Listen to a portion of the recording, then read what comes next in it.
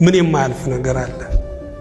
እኛ ያሉት የሚያልፉ ያለፉትም ያለፉ አይመስለንም። እግዚአብሔር ግን በዙፋኑ ላይ ሆኖ ሁሉን የሚያሳልፍ ጌታ ነው። ቀኑን ወስዶ ጨለማን ያመጣ ጨለማን ወስዶ ቀንን ያመጣል። በጋውን ወስዶ ክረምትን ያመጣ ክረምቱን ደግሞ ወስዶ በጋን ያመጣል። የውርደት ዘመን በክብር ዘመን ይተካል።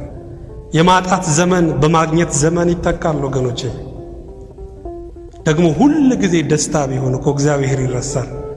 ሁሉ ጊዜ ተድላ ቢሆን እግዚአብሔር ይረሳል። ሁሉ ጊዜ ደግሞ መከራ ቢሆን ሁሉ ጊዜ ሐዘን ቢሆን ሰው በሞት ያልቃል። እግዚአብሔር ግን እያፈራረቀ ሕይወትን ቀጣይ አድርጓል። ወገኖቼ በዚች ምድር ላይ ምቾት ብቻ ቢበዛ እንደ ሕይወት አሰልቺ የሆነ ነገር የለም። ለዛ ነው አንዳንድ ትግሎችን እግዚአብሔር ወደ ሕይወታችን የሚያመጣው።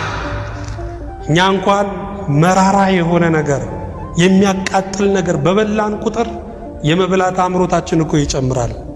እንዲሁ ፈተናና መከራ የመኖር ጉጉታችንን ነው የሚጨምረው።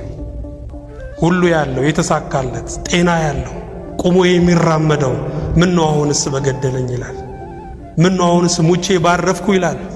ታሞ ደግሞ ባልጋ የሚማቅቀው ምን ነው አሁንስ በማረኝ ይላል።